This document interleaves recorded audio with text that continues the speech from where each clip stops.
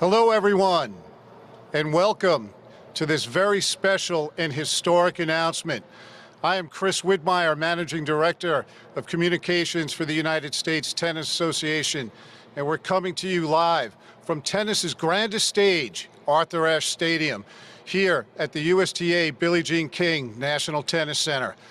And today we do have a very special announcement, and we are joined by USTA's immediate past president, Katrina Adams. We will also be hearing from USTA CEO and Executive Director, Mike Dowse. We have with us the Chief Executive of Professional Tennis for the USTA and recently named US Open Tournament Director, Stacy Alistar. And we are joined by the NCAA's Chief Medical Officer, Dr. Brian Hanlon. Dr. Hanlon is also a member of the USTA board and has served on our USTA Medical Advisory Group. And before we get started, members of the media, please know that if you will be joining us for the Q&A, you need to type your name and affiliation into the chat queue so we can move this along in an efficient manner when we reach the Q&A portion. Also, press materials will be distributed immediately following to the entire distribution list, and of course, that will include a transcript of today's presentation. So without further ado, I'm going to turn it over to Katrina Adams. Thank you. Good morning, everyone. I am thrilled to be here today representing the USTA Board of Directors and the USTA President, Patrick Galbraith, to officially make a long-awaited and exciting announcement.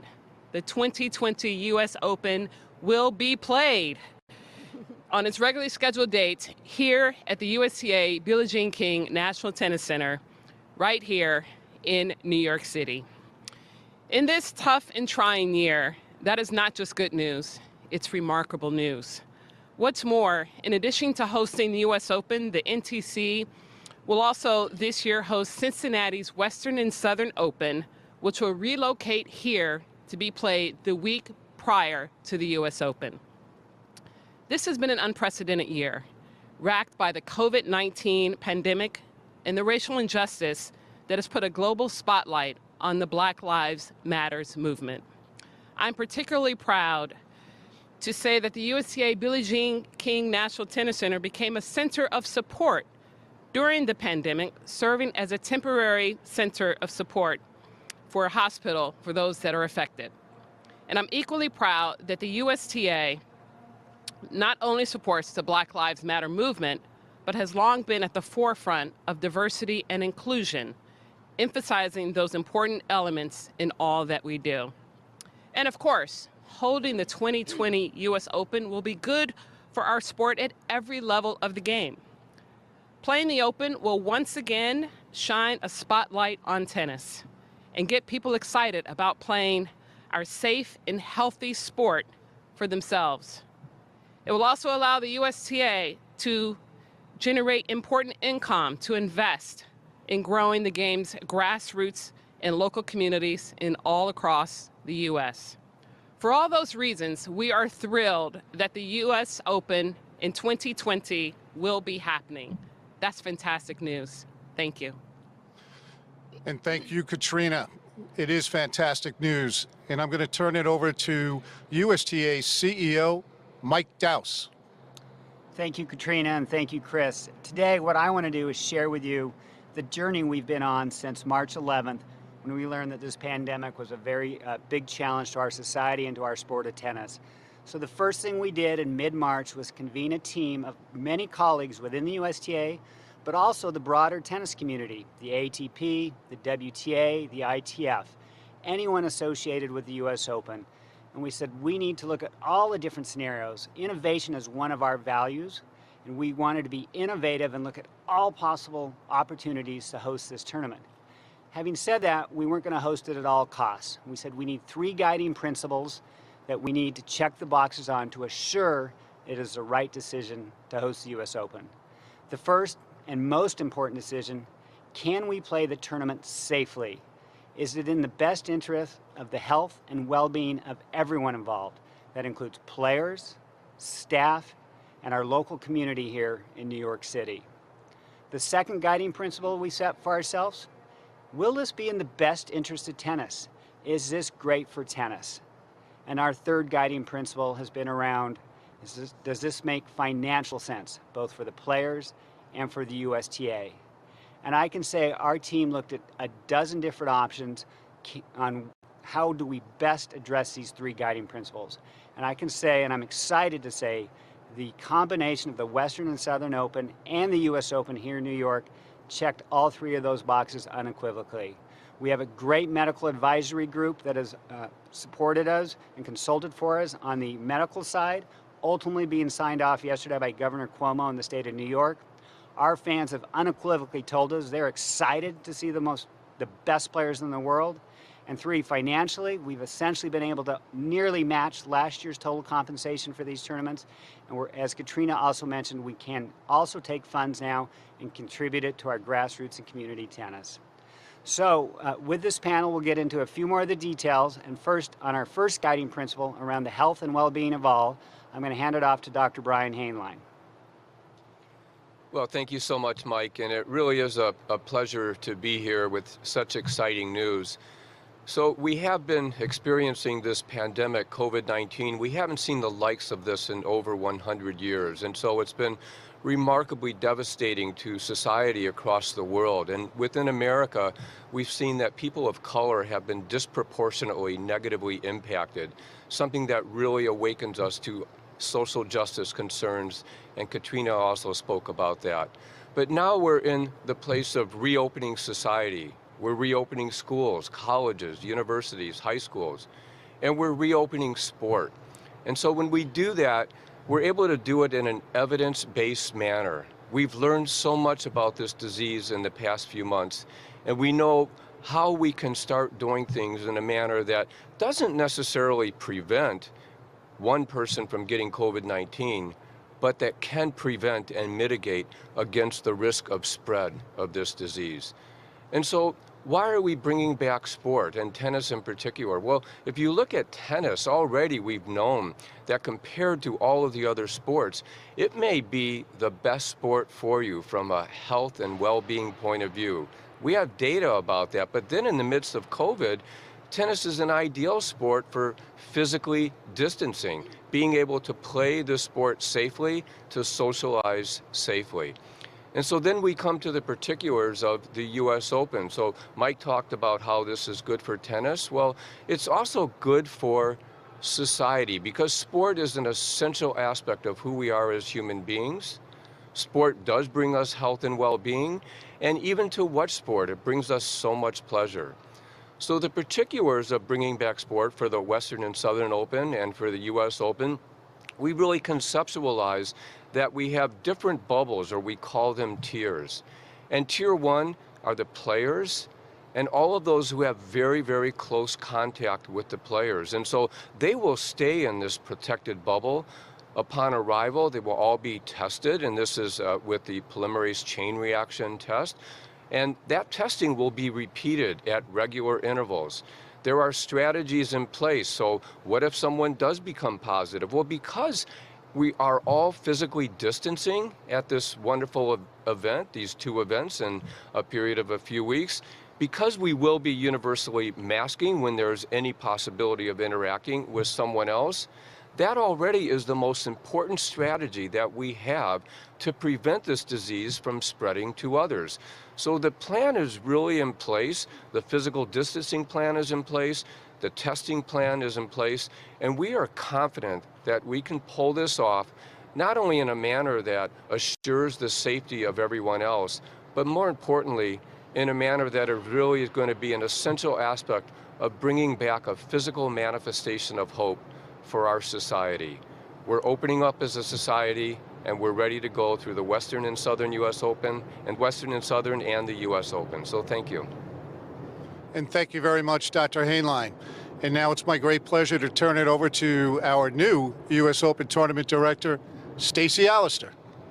Thank you, Chris. And Dr. Hanlon, just for a moment, on behalf of the entire USTA team that I represent today with this announcement, thank you for helping us get to this point. with your expertise, your leadership, the hours you've put into this plan. I don't know where you find the time or where you sleep, because you have that little day job you have. But we're most appreciative, and with your guidance and leadership, we're all confident that we will implement this plan. So, in my first official duty as the U.S. Open Tournament Director, it is my greatest pleasure to welcome a special guest to our first virtual U.S. Open press conference. So this announcement has been on my mind all day, but ultimately I really cannot wait to return to New York and play the U.S. Open 2020. I feel like the USTA is going to do a really good job of ensuring like everything is amazing and everything is perfect and everyone is safe, and it's going to be exciting. It's been over 6 months since a lot of us have played professional tennis, so it is, I'll certainly miss the fans, don't get me wrong, just being out there in that New York crowd and hear everyone cheer, like, I'll really miss that and getting me through some of those tough matches, but this is crazy. I'm excited. Thank you, Serena. What seemed crazy 3 or 4 months ago now has become a reality. Serena, I can assure you that your fans miss you, but how exciting for all fans to see you and your fellow competitors here at the USTA Billie Jean King National Tennis Center to play and compete in the Western and Southern Open and the US Open. I'm going to take you through a few of the details about how all of this will work. As Mike talked about, the first guiding principle has been the mitigation of risk and the health and well-being for all. And together with leadership of Dr. Hanlon, how we manage the spreading of the virus. We have to give a shout out to Governor Cuomo and everyone on his team and here in the city, and most importantly to those first responders across the state for their heroism to help with the spreading of the virus decreasing. The chart that you see on your screen is a value that is used. It's called the RT value. It is tracked daily across each state, and you can see that New York State is the lowest, 5th lowest state in the country as of today. This gives us this confidence that New York State is on the right track, along with New York City and here in Queens. Total compensation for the 2 events will be $60 million. The draw sizes for the U.S. Open will be men's and women's 128, men's and women's 32 draws. This is a change. Specifically also, the entry criteria will be a doubles-only ranking. And within the $60 million of total compensation, we have allocated $6.6 million, 3.3 per tour, to be able to use those funds at their discretion.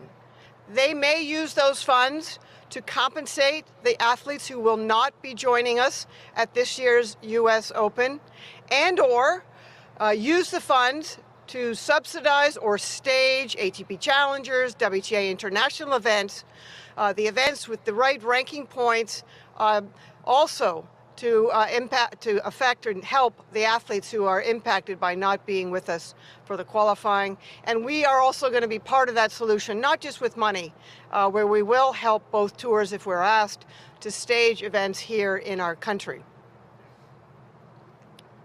As it relates to how it's going to work from a timeline perspective, the official player hotels will open on Saturday, August 15th.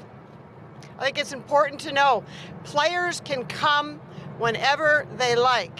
We're just opening up the business for them, and the NTC will be open on Sunday, August 16th. And yes, the airplanes are flying over us. Yeah, New York is definitely open and back. The Western and Southern Open qualifying will be held August 19th to 20th. The main draw for the Western and Open Main draw will be August 21st and the 28th.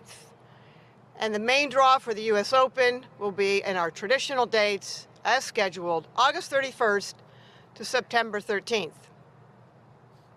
How will the Western and Southern Open work? We've worked with both tours to design the draws and the field to try to mirror those that will play at the U.S. Open.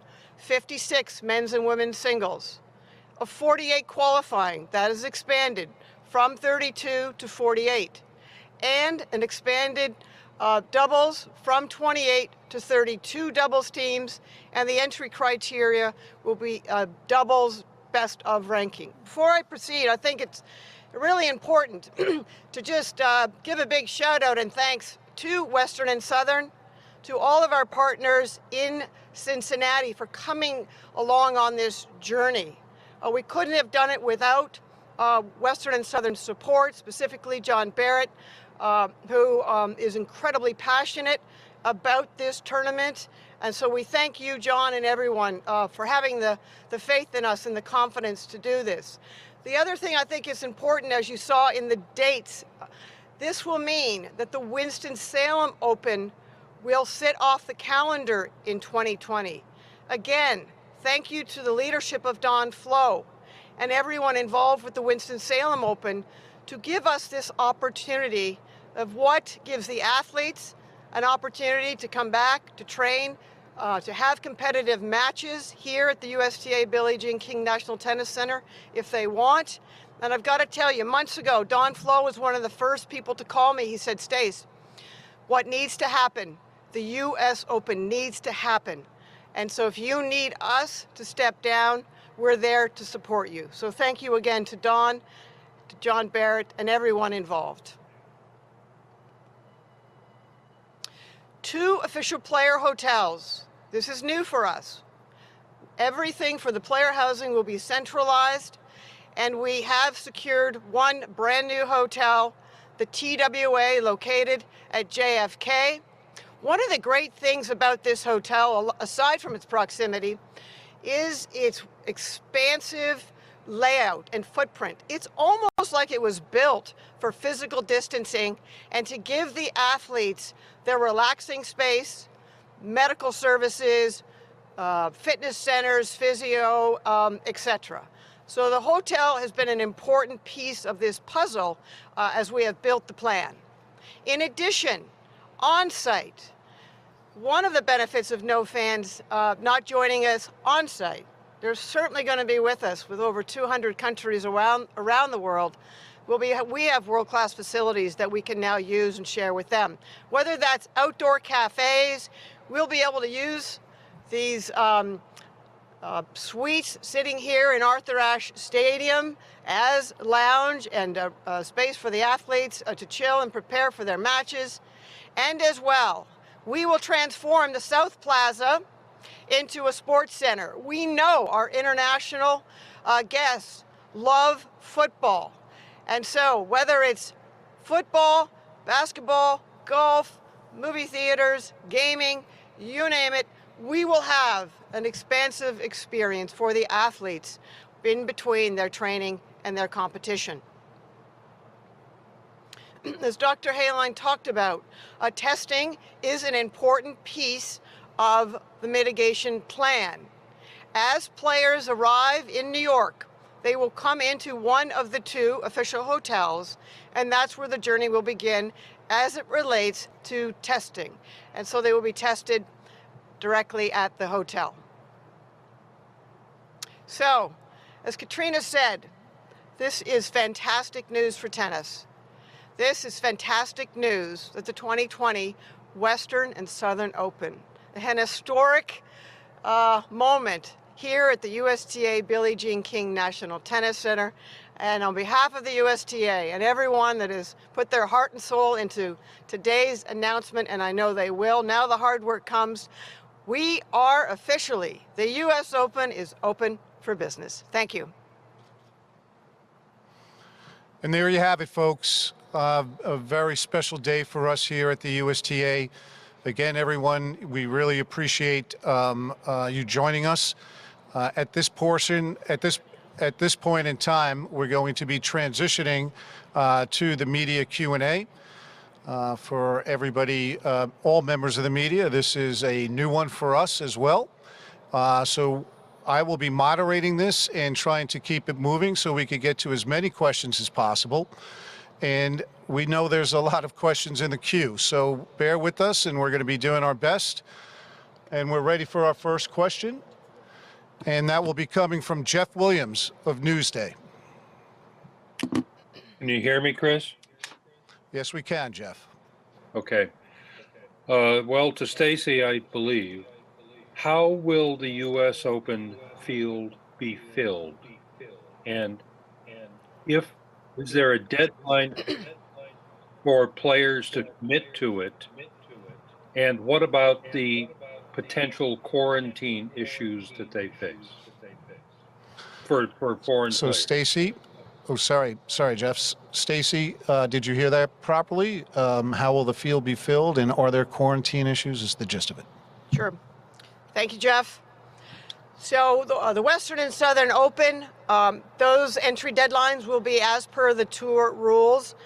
Things are a little in flux, but at the moment we're looking at, I believe, July 12th for the Western and Southern Open, and athletes will make their own decisions whether or not they want to play that event. We hope they do. As it relates to the U.S. Open, again, normally eligible by rank, the athletes are automatically entered. We will go through a process where we'll work with both tours to garner the interest of the athletes. We know we have a large number of athletes who are training and want to play. So sort of the final details of that are not nailed down, but will be in the coming weeks. I know in the quarantine, that's been a big topic of discussion.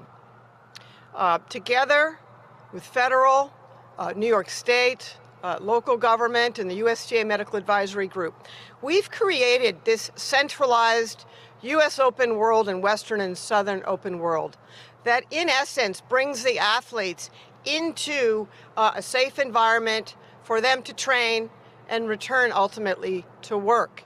We have the assurances of the federal government. On May 22nd, the president signed a proclamation of national interest, with sport being part of that proclamation, that all athletes, their entourages, tour officials, would be able to come into our country to participate in the Western and Southern Open and the U.S. Open. Thank you, Stacy. We're ready for our second question, and we're going to go to Zach Braziller of the New York Post. So I guess my question is there a concern of a lot of big names passing on this event? There have been reports, of Roger Federer obviously isn't going to play with having surgery, but you also have Djokovic, you have Nadal. I mean, how much of a concern is that you could be without some star power? Again, I'll direct that to Stacy Alistar. Concerns on player field. We are going to have incredible star power for the Western, Southern, and U.S. Open. And we know and we respect that all athletes are going to need to make this decision on their own. There are a lot of questions. In the coming weeks, we have 59 days until we will open the tournament hotel. There will be ongoing conversations with athletes to help them understand the plan, and then some ultimately will make their own decision, just as they always do. We are confident that we do have a lot of players and interest who want to compete. And what we know for certain on this glorious center court here in Arthur Ashe Stadium, we have seen some of the most amazing matches and athletes compete. And we're confident that is what they will share with their fans around the world for the Open and, of course, for the Western and Southern Open. Thank you. We're going to go to the third question. That will be from Ben Rothenberg of the New York Times. Folks, my question is just, I guess, how strictly the sort of bubble is going to be enforced. If players what happens if a player sneaks out of the hotel to go clubbing? What happens if they try to, invite someone they met on a dating app over to the hotel or something? How strict of a confines is this going to be, and will players have to sort of adhere by different behavior rules in order to stay eligible to be at the U.S. Open? I'm going to go to Stacy to start with this, but then Dr. Hanlon, I wonder if you could just talk about this as well. But Stacy, why don't you begin, and then we'll go to Dr. Hanlon. Thanks, Chris. Hey, Ben. We've created this plan, this centralized plan, so that our athletes can come back and return to work. I think as we are all returning to work, we all have a responsibility to ourselves, to our families, to our fellow co-workers. I have a lot of confidence in these professional athletes. Together with the tours, we will be working with them to be comfortable. We want them to stay in the hotels and to then also come here to the USTA Billie Jean King National Tennis Center. And it'll be on all of us to do our part to be able to stage this event in the safest and healthiest way. And again, I'm very confident that the athletes who do decide to join us will share in that responsibility. And Dr. Hanlon, do you have any thoughts on this? Right, so I won't answer the part of the question about enforcement because I'm not on the enforcement side. But if you think about it, we really designed this tournament around a bubble. And if someone becomes infected, so that's a possibility. If they go out and they put themselves at a situation where their behavior is risky, if they become infected, they're really taking on a responsibility of saying, well, what I'm doing is not that important to my fellow players. But if they do become infected, the way the inner bubble is, they will not be physically in contact with any of the other players. Everything is set up. We're going to be doing the regular testing. So even if someone does test positive during the tournament, we're confident that that disease won't spread to the other players because of how everything has been worked out and modeled. Thank you very much, Doctor. We are now going to go to Cindy Schmerler of the International New York Times. Hi, everybody, and especially Stacy. I have two quick questions. One, will wildcards be awarded? And secondly, along the lines of what Ben was asking, there was some discussion about players being allowed to stay nearby at a private home. And if that's the case, are their entourages allowed to be with them? And is that a concern of yours? Did you hear that properly, Stacy? I did. Very Thank you, good. Cindy. Let me take your first question around wildcards. For the U.S. Open, there will be 120 direct in, and there will be 8 wildcards. For the doubles, we continue to work with both tours on just finalizing the number of wildcards. We anticipate it will be 3 or 4 for the doubles. And the Western and Southern Open will be per its usual allocation of wildcards. As it relates to private homes, we will provide options to the athletes. The athletes are used to, as we know, staying in private homes at Wimbledon or other tournaments around the world. So if they want to invest in a private home, we have a realtor who will be available to them. These will be residential homes in non-dense locations outside of Manhattan. And yes, that then would be an option within their own home, their own bubble group, for them to bring their entourages and family members. And when they come in then to the U.S. Open world, they will be tested along with those entourage members who will be coming on site to support them, whether it be coach, physio. They too will go through the same testing as all players. Thank you, Stacy. Next question, Howard Fendrich, The Associated Press. Stacy, you just mentioned entourage members. Has a decision been made on the number of people that a player will be allowed to bring on site, either for practice or matches or any other purpose? And separately, wondering what the setup will be in terms of line calling Will it be just the chair umpire with electronic help? Will you have a full normal set of line judges, et cetera? Thank you. Thank you. Hey, Howard. Nice. I've got it, Chris. Sorry. Yeah, go ahead, Stacy. Sorry. Okay. Go ahead. Thank you. Howard, first one, entourages. Let me say right now, as part of the plan, each athlete will be provided 2 hotel rooms, one which we will pay for, one they will. Each athlete will be permitted within those 2 hotel rooms to bring up to 3 additional guests if at their choice. We're going to work with the athletes, with the tours, on how many on site, timing. There will be a very comprehensive physical distancing movement plan. And again, we understand the needs of the athletes. We just need to make sure that we navigate the physical distancing and ensure that we keep everyone spread out and also everyone gets the proper training and preparation that they need for the 2 events. As it relates to line calling, a really tough decision for us to make has been that we will not have a full complement of officials. We will, on Arthur Ashe Stadium and Louis Armstrong Stadium, have lines persons. All other courts, we will use technology with Hawkeye Live. That will be another first for the U.S. Open. Of course, chair umpires on all courts.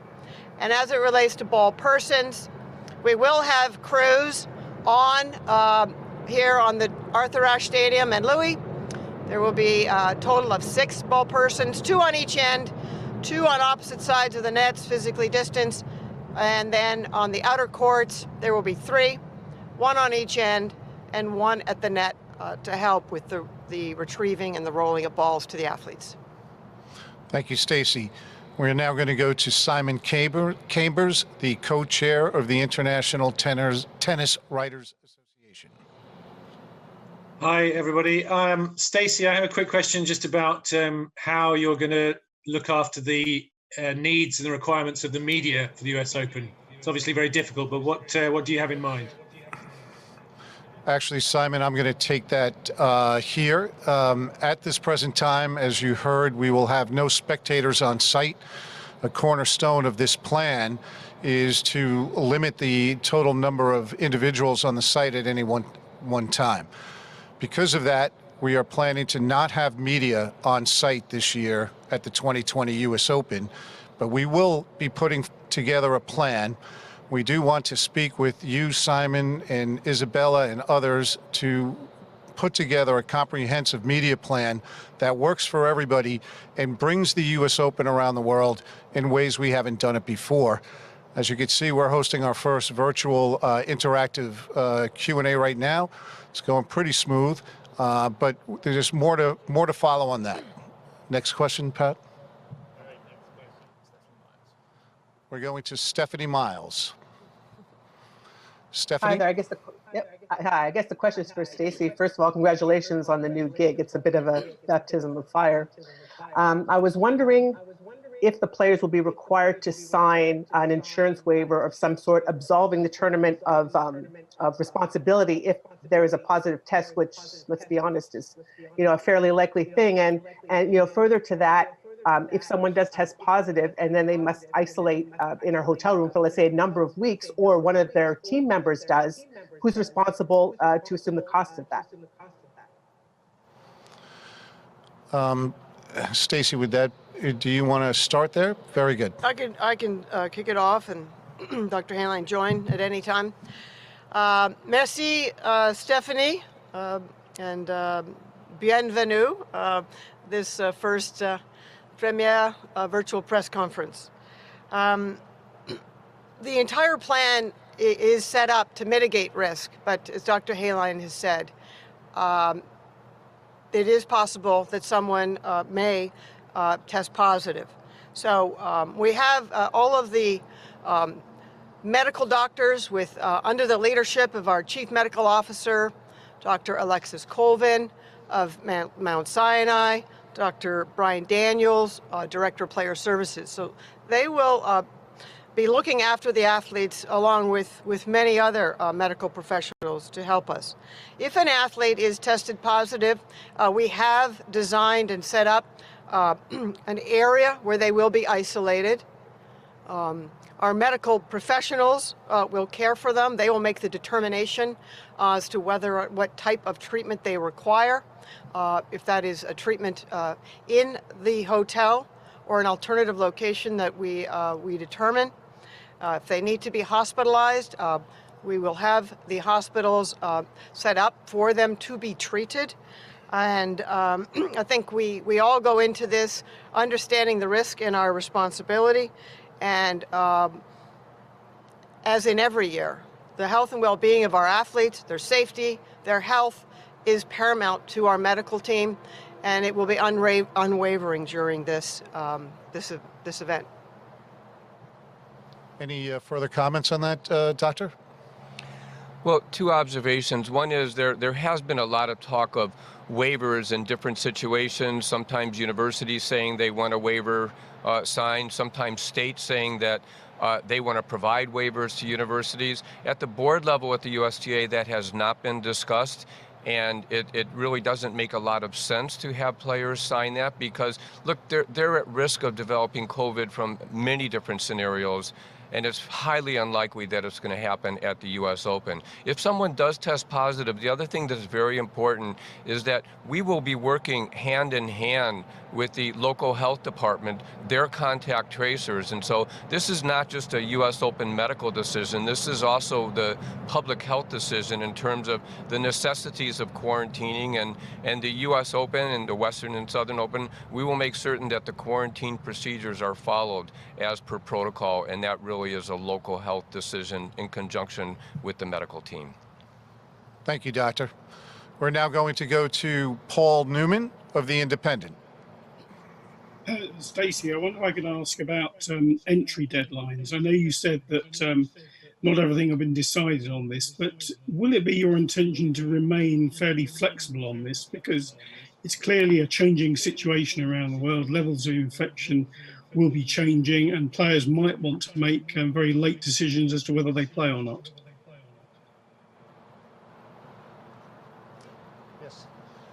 Yes, Stacey, that's for you. Thank you. Hey, Paul. Without question, this is a journey, and things are evolving. So we have the plan today. We're in daily contact with both tours. So for the Western and Southern Open, I did use the date of July of the 11th as an entry deadline, but we collectively recognize that may adjust, and we'll take some direction from the tours as it relates to the Western and Southern Open. For the U.S. Open, we know going into this that athletes will most likely decide 2 to 3 weeks before. We'll be ready. We are ready. The plan is ready. If the athletes are ready, we'll be ready for them to come to New York to train and compete in both events, hopefully, but one or the other. So everything definitely is flexible. And again, we're grateful to the tours for their support and feedback for us to be able to stage this centralized plan and bring our sport back to our fans around the world. Thank you, Stacey. We are now going to go to Arthur Kapitanakis. Arthur? Hey, everybody. I hope everyone's doing well. My question is for Mike Dowse. Mike, in addition to working hard on the U.S. Open and hosting it as safely as possible, I know that you and the USTA have been working very hard on the relief, recover, rebuild efforts to try to make sure the sport of tennis is healthy coming out of this pandemic. So my question is, how will the financials of hosting the U.S. Open and the Western and Southern Open impact those efforts at the grassroots level? Mike? Hi, Arthur. Great question. So how do the financials of the U.S. Open affect our grassroots effort? And as you mentioned, we embarked on something called Relief, Recover, and Rebuild Tennis coming out of the pandemic. And if you go back to our guiding principles on the U.S. Open, our third one doesn't make financial sense. And again, our definition of financial sense was, can we be competitive with total compensation for the players versus prior year? And yes, we did that. But the other part of doesn't make financial sense. Can we continue to commit to grassroots tennis, which is ultimately the mission of our governing body, to promote and grow the sport of tennis? And again, the answer is yes. By hosting the U.S. Open this year with no fans on site, we're able to commit to 91% of our grassroots funding for 2021 and nearly 100% of our grassroots funding for 2020. So yes, this U.S. Open, having it, and the Western and Southern, plays a big part in our ability to continue to fund our mission. So thanks for the question, a very good one. Thank you, Mike. We're now going to go to Stuart Fraser of the Times.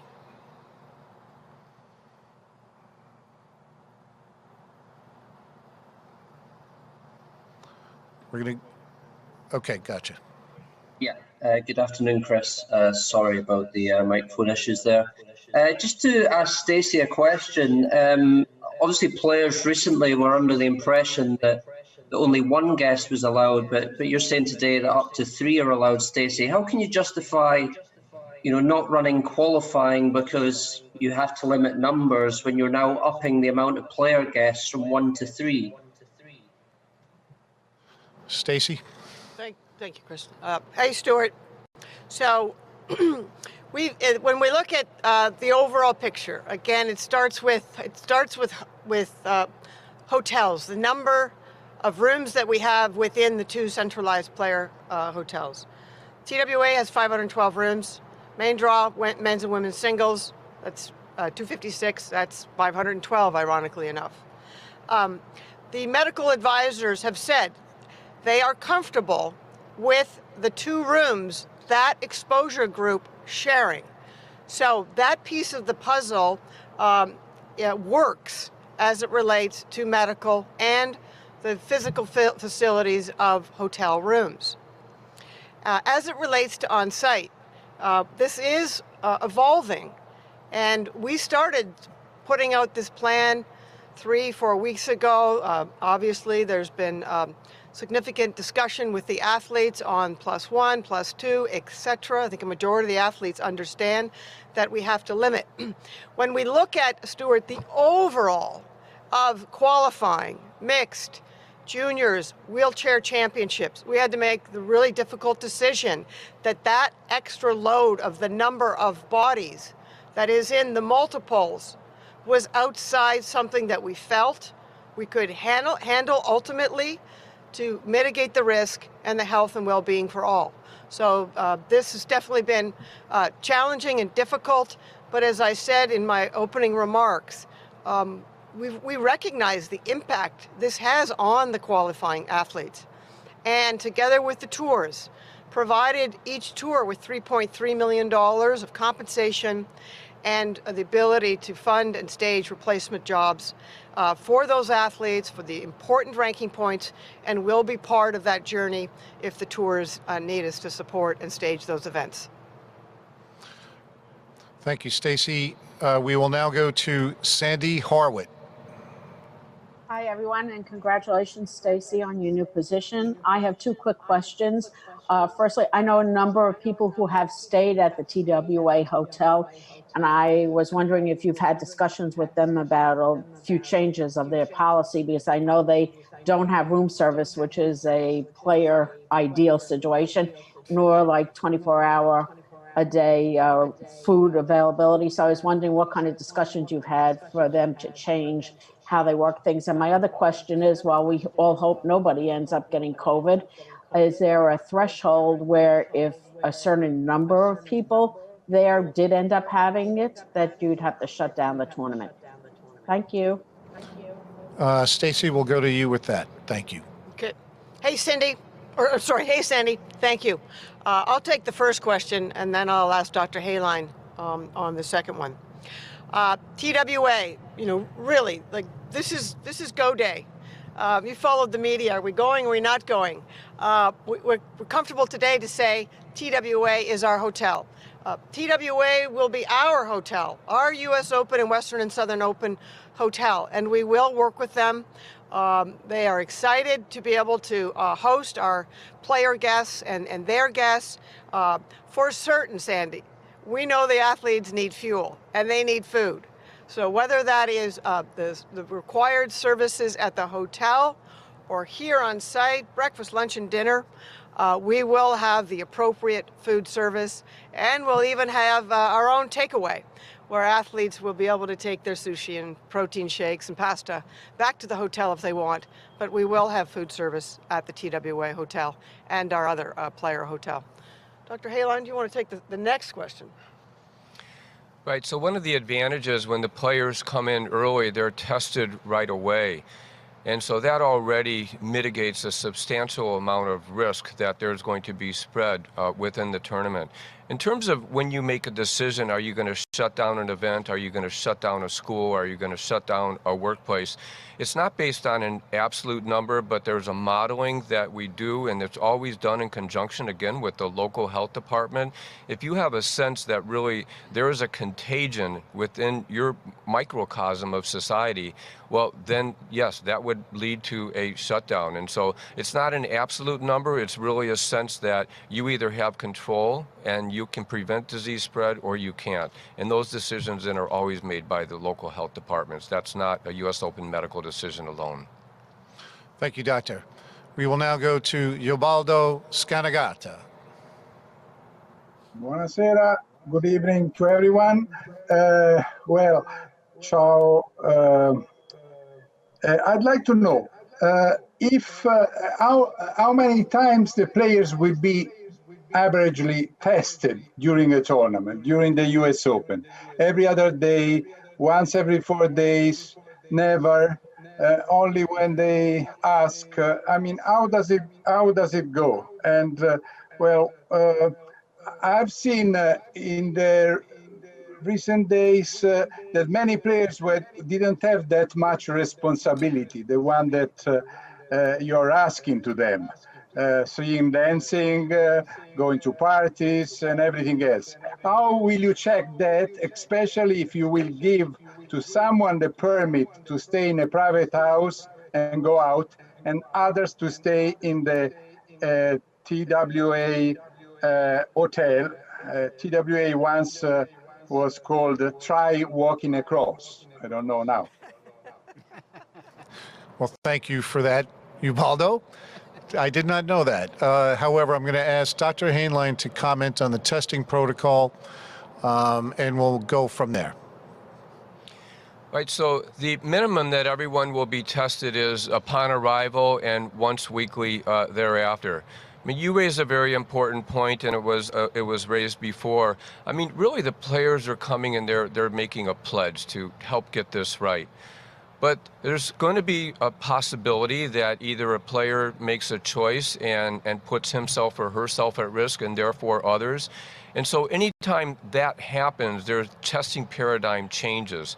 And that's based on the knowledge that we have of the virus, because after an infection, the shedding can begin in 1 or 2 days. So they would then be tested on a very regular basis. It would certainly include in those first 2 days, and then it would have to include days 5, day 7, and the final details of that are still being worked out. But for the most part, it would be at least once weekly. Any possibility that the bubble is broken, it goes to a very regular engagement with testing. That would be in all likelihood an every other day event. I hope that answered your question, Ubaldo. We are now going to move on to Colette Lewis. Hi. Can you hear me? Am I unmuted? No, yes, we can hear you fine, Colette. Okay. Thank you. All right, thank you. I was wondering if are still plans, since the 18s Nationals are a go for this year, to give them one of the 8 wild cards. Stacey, Alistar. Hey, Colette, absolutely. We are very excited that Kalamazoo and San Diego are trying for our boys and girls under 18, and those champions will be part of the 2020 U.S. Open. Thank you, Stacy. I believe the next question is going to come from Liz Clark of the Washington Post. If not, my apologies. We will be getting Liz Clark from the Washington Post. Yes, can you hear me? Sorry. Yes, we can. Thank you. So my question is about testing. So I assume it's for Dr. Heyman. And it's basically about the reliability of the tests. My understanding is there are incidents of false positives, false negatives. So have you broached the topic of what you'll do if a player tests positive? Will there be a retest or something analogous to a B sample in performance enhancing drug testing? Because it's being discussed as the tests are definitive, declarative, boom, it settles everything, but there seems to be some question about the accuracy. Just before we turn it to Dr. Hanlon, it's Dr. Brian Hanlon, Hainline. Doctor? Yeah, so great question. So we will be using the polymerase chain reaction test. So that really is it looks at the amplification of the nucleic acid profile of the virus. And that's going to be done by way of a nasopharyngeal swab. And there's a special arrangement for that. And that test really approaches 100% specificity, meaning there won't be false positives. And it really approaches 100% sensitivity. We will not be using the point of care tests. For example, the antigen tests or even the point of care PCR test, because their sensitivity is less. It's only at about 80%, so there could be false negatives. And you are right, if someone does test positive, they would have a repeat test within 24 hours, and that would be a confirmatory test. Thank you, Doctor. We will now go to Richard Pagliaro, Tennis Now. Hi, everyone. Thanks for doing the call. I just had two quick questions. First, if there was a COVID case in the later rounds, quarters or semis, how would the tournament handle it? Would you have like a late round lucky loser? And then secondly, if the tournament were next week, about how many of the top 20 do you think would be playing? And what would be success as far as a percentage of the top 20 men and women playing from your perspective? I'm going to turn this to Stacy Alistar. Hey, Richard. On your first question, as it relates to if we're in the middle of competition and an athlete does test positive, again, under the direction of the U.S. Open medical team, as Dr. Hanlon has said, local authorities, and the tours, we will discuss with the tours what is the next step. It's so difficult to say today what that's going to be because it really will be dependent on the athlete and the direction that the medical team provides. We do have in the Grand Slam rule books, if an athlete is not eligible to compete for health reasons, the chief medical officer would make that determination. It rarely happens. Athletes are independent contractors that make their own decisions. But this is one of those unique situations where if the doctors determine that the athlete needs to come out of the competition, that will happen, and we have the systems in place for that. If the tournament was next week, I'm not going to speculate. What I am comfortable saying, Richard, is that I really believe right now that we have announced the Western and Southern Open, the U.S. Open, I believe the ATP and the WTA have released their calendars. Athletes have been training, and now they're really going to be training to return to play. And as this whole situation with the virus evolves, here in New York City, around the world, athletes will make that final determination 2 to 3 weeks before. I am confident overall that a lot of athletes want to return to play. These are the best athletes in the world. Maybe I'm a little biased, but they can perform and they're healthy. And it's going to be great, exciting tennis for our fans around the world. Thank you, Stacy. We are now going to go to Rich Neer, Tennis Club Business. No, I had not asked for a question. Oh, I'm sorry, Rich. We saw you in the queue. So apologies. We're going to go to the Guardian, to Monty Carroll.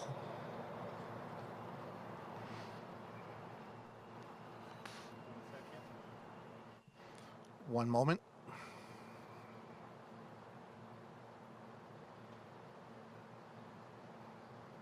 Plenty of public critical opinions from top players in recent weeks, and some of your plans, like as people have said, players being able to rent houses seem less restrictive than some of those initial suggestions, and they may appease some players. How much have those opinions affected your decisions, and do they come with more risk? So I'm going to go to Stacy to talk about the collaborative process we've had with the tours and the players as we've built this plan. Okay. Thank you, Monty, for your question. Definitely, maybe 3 to 4 weeks ago, when we started the discussion around private homes with the USTA Medical Advisory Group, we had a full discussion around that.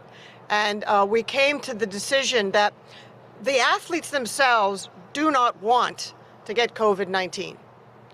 And if they feel more comfortable in a private home setting with their families or the support team that they need, that they could then make that choice for themselves. What we have done is given them that option. There will be protocols and measures that they will need to follow. Again, there's a leap of faith here, but it's not one not a difficult one to make because they don't want to get COVID. And then I think what is important, the athletes have the option.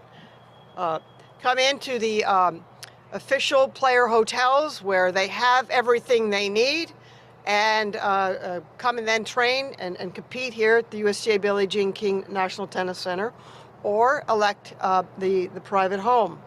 And as we said earlier, if they choose the private home option, they won't get back into our US Open world until they've been tested and until the doctors say they're clear. So again, this is a journey. Everyone to take responsibility for themselves and for their fellow athletes and for all of the staff who are going to be working to ensure their health and well-being, and that we can in fact stage both these events. Thank you very much, Stacy. At this point, we have time for 2 more questions. We're going to go to Reem Abilay. Yes, hello everyone. I had a question regarding the tours awarding ranking points at the US Open. Is that a final decision, or is that something that might be revisited if something changes, if there's a large number of withdrawals, etc.? Is that a final decision? Do you have a guarantee that there will be ranking points, or from now until the US Open will something change about that? Thank you. Stacy. Thank you. Under each tour, they're called the ATP Grand Slam Ranking Agreement and WTA Grand Slam Ranking Agreement. Those ranking agreements are with all 4 Grand Slams, and we've had those discussions with the tours, with the $60 million of compensation being provided, that those agreements need to stay in place. And so that's where we are today. And again, we're super excited. The athletes that want to compete have that ability. And I know that both tours, as their tours return to play with different events around the world, some coming on this journey, waiting for government approvals in their countries, and some that have decided to sit off the calendar, that is a large body of work that both tours are currently undertaking. Thank you, Stacy. Evidently, I did not major in math, because now we have 2 more questions, and we're going to be going to Barbara Barker of Newsday. Hi, yes, I just wanted to ask when you got a commitment from Serena, and how important is it to have a player of her stature commit to coming and doing this, considering everything she's done at the US Open? We're going to start with Stacy, but I'd like Mike to comment on that as well. Stacy? Hey, Barbara. we have to a number of player agents or directly to players, we've made ourselves available to the athletes. To be able to build this plan, we need their input. So I can confirm that through Serena's agent, I had a Zoom call with her probably 3 to 4 weeks ago, and as she said on the video, wow, Stace, it's crazy. You know, it's just, you know, she shook her head. There's so much for me to comprehend. Together, there's been ongoing education. I can confirm that the surface provided by Lakehold for the 2020 U.S. Open and Western and Southern Open was shipped to Serena's house. She's got a new court in her backyard, and so she has been training. So again, she's training, she will be playing, and she's excited to come back. And like all athletes, they'll make their decision at a time that makes sense for them. And Mike, I'm wondering if you could just share your thoughts as well. Yeah, Barbara, thanks for the question regarding Serena. And it's clear we're extremely excited and appreciative that she's committed this early to play the tournament. As we all know, she transcends tennis, and she is so much bigger than our sport. And as we talked about, is this in the best interest of tennis? It's also, and Dr. Hanlon spoke to it, this is good for society. It shows that our country is opening up again. We're getting back to a somewhat level of normalcy. And Serena is the best ambassador for that, and we couldn't be happier that she's part of it as she pursues her journey for additional Grand Slams. So again, extremely excited that Serena is going to be part of our U.S. Open tournament. Thank you, Mike. And now for our final question, Michelle Castillo, Cheddar.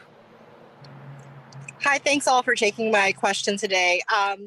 Last year, the U.S. Open made approximately $370 million. Is there any estimate on how much you guys are going to lose in revenue due to the lack of fans in the stands? And on top of that, have all major sponsors committed to the 2020 U.S. Open? Thank you, Michelle. We're going to go to Mike, and this will be our final response, and then I'll give some closing comments. Hi, Michelle. Thanks for the question on the financials. I'll start with the sponsors. I'm very appreciative of our sponsors. They've been great partners through this. We've actually had weekly town halls with them as we've gone through this journey, and so they're fully committed to supporting our efforts here. As far as the financials, I will tell you our net operating income looks to be down approximately 80% this year. So that really talks about our commitment to the sport of tennis and the professional players. Because as I mentioned earlier, we're committing to 91% of the prize money, where our net operating income is going to be down 80%. So, you know, fortunately, we've had the financial wherewithal over the years with the reserves that we can do this for a one-off year. It's not a model that can continue. But again, I always go back to our guiding principles. You know, is it safe for the players to play and everyone involved? Yes. Is it in the best interest of tennis? And that was key, yes. And then financially, doesn't make sense. And through our strong balance sheet, we've been able to support it this year and cover that significant gap we're going to have in overall revenue and net operating income. But it's the right decision to make for tennis. And again, we're looking forward to it. Thank you. And thank you very much, Mike. So everyone, thank you so much for joining us. We couldn't be more pleased to be sharing this fantastic news with everybody. As I said at the beginning, we will be doing a media distribution very shortly after this. I do want to thank everybody here, especially Katrina Adams for pinch hitting for Chairman of the Board and President Patrick Galbraith. Thank you, Mike. I didn't think this would be your first type of press conference here in Arthur Ashe Stadium, but here it is. Stacey, congratulations, as everybody said, on your new tournament director title. And of course, Dr. Hanlon, really appreciate your insights and thoughts around the tournament. So as Stacey said earlier, everybody, the U.S. Open is open.